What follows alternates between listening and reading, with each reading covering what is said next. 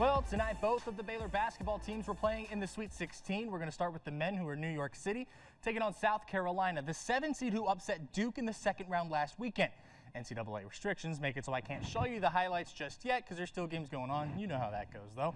Gamecocks come in red hot, and it would stay that way tonight. Neither team able to get going early on. 5-2 the score, 4 minutes in. Then a lid appears over the basket for Baylor, much like this one here. It just won't go in at that point. The Bears go ice cold, shooting a mere 30% from the field. Some key stats from tonight's game.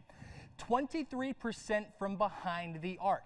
South Carolina, if you can see at the bottom, all those red names score in double figures for the Gamecocks, only one for the Bears. Jonathan Motley with 18 points tonight for Baylor. It's a very forgettable trip to New York for the Bears. South Carolina, in their first Sweet 16, gets back to the Elite Eight. 70-50 is the final. Nick Canizales is in New York now with more. Well, Curtis, despite tonight's loss, the season overall for the Baylor Bears, a huge success. You talk about a team that went unranked to #1 in the nation to here at Madison Square Garden in the Sweet 16. Bears got off to a slow start, only scoring 4 points in the first 5 minutes, thanks to a suffocated defense by South Carolina. Now, Ish Wainwright told us after the game it was probably the best defense they've seen all season. The Bears shot 25% in the first half, 37.5% in the second half, only 30% for the game. Of course, the season would end right here in New York. Afterwards, the Bears talked about a very heartbreaking loss.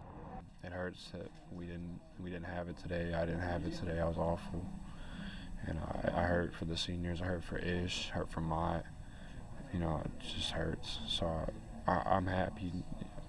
You know, I'll always be happy when I'm surrounded with the guys in this locker room. But I wish we could have come out with a better result. Before the season, we weren't ranked at all.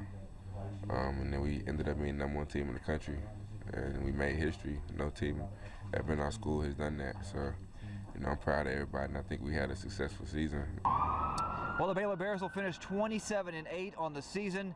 The entire starting lineup will be back next year. We don't know the status of Jonathan Motley, if he's going to jump to the NBA or not. Of course, Ish Wainwright will be graduating, but the future of the Baylor Bears looks very bright. At Madison Square Garden here in New York City, Nick Canizales, Channel 6 Sports.